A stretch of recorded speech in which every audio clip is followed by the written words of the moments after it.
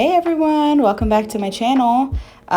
Today we're going to be going over how to do a tie-dye cheat glitter tumbler, and I'm going to go over everything you guys are going to need to do this tumbler. It's a basic beginner's tumbler if you're okay with painting tie-dye, because you don't need very much. You're going to need two different paint brushes. I like to use a detail brush for certain areas, and I like to do an angle brush for bigger areas.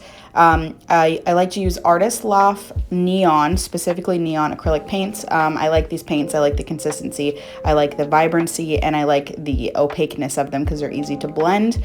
And I use yellow, pink, and blue. And we're going to go over basically exactly how to do it. So I use a 22-ounce Fatty from Hog, and I spray painted it a base of white. And we're just going to go ahead and jump right in on how to do this tutorial. It's pretty easy, and it also is helpful if you can't do tie-dye very well and you want to kind of hide your imperfections. I like to hide it with the glitter. So I'm just going to mark out exactly where I want my swirl to be in the middle, and then I kind of eyeball the rest. But this is just going to give me a basic map of where I want to do the pink at. Just a note, a lot of this is going to be fast forward because this is a very tedious process. So I'm going to fast forward through a lot of the brush strokes, but this is just a basic map. And then I just start doing outward strokes of pink, and I just follow the line and just go around. So you guys are going to see what I'm going to do. I'm going to go ahead and fast forward to this, and then I'm going to show you what we do when we get to the next color.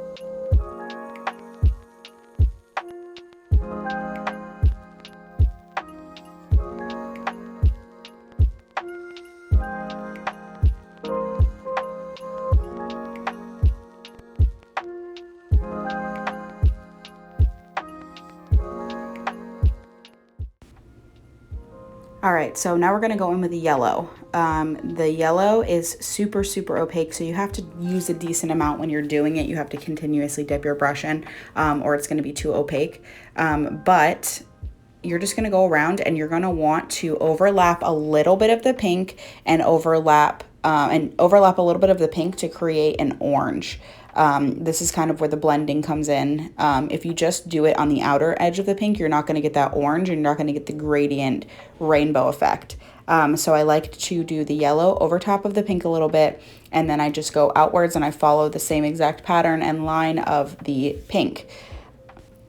And now basically we're going to do the exact same thing with the blue. You're going to want to go a little bit over the yellow and a little bit over the pink. So you're going to get the effect of doing the blue over the yellow, which is going to create a green, and you're going to do the blue over the pink, which is going to create a purple. In the middle, it's kind of hard to blend it really well. Don't worry about it too much. Like I said, this is a cheat tie-dye, so all of your little imperfections are going to be covered by a cheat glitter, which I will have linked in the description box below if you guys want to know where to get that type of glitter. It's a shatter opal. It's not an opal, it's a shattered, well, it's an opal, but it's a shattered opal.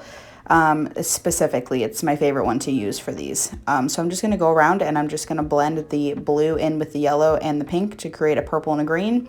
And then I'm going to go over it one more time where the colors are super opaque, and you're going to see me go over the pink and the blue, because I felt like the yellow was pretty good at the end of this. But yeah, so on the back side, you're going to see me just do the parts that are still white. So you're going to just add a little bit of blue there, because it kind of gives it that tie-dye effect on the back. And then, yeah, so we're going to just go over the pink one more time, and then I'm going to go in with the glitter. So I will see you guys when we are ready for glitter and epoxy.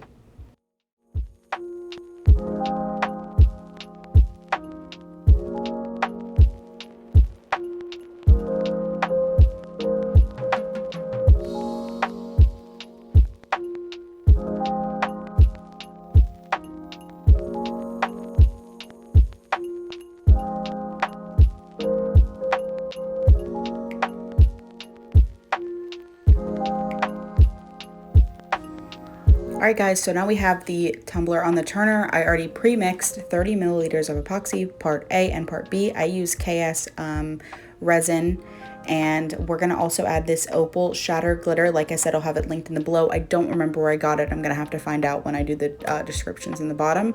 But I just add like a decent amount. You wanna add a lot of glitter, like not a crazy amount, but like I kind of almost do half and half epoxy, half glitter, because you want it to be super thick. Side note, don't mind my toes. I didn't realize my foot was in the shot. But make sure you have some nitrile gloves on and a respirator mask, because proper PPE is very important when using epoxy. So I'm gonna go ahead and just scoop on this goopy mess of glitter. And I actually realized that I didn't put enough glitter into my epoxy myself. So I'll show you, if you realize that you didn't have enough epoxy in your glitter, what you can do in just a second. So I went ahead and I just slathered it on there. It's really thick and goopy because you added the glitter to it. So I'm just gonna go ahead and do that. And it doesn't look great yet, guys. It's not my favorite before the glitter, but it does look so good once you add the glitter to it. So we're just gonna go ahead and add a bunch of epoxy and a bunch of glitter to this. And I hit it with my heat gun, and then I went ahead and added more glitter on top. So I just took the shaker and I just shook it where I felt like there wasn't enough glitter on there, and went to town, and here you are. So I'm gonna add 1 to 2 more coats, and I'm gonna add a decal to this, and I will show you guys the finished product.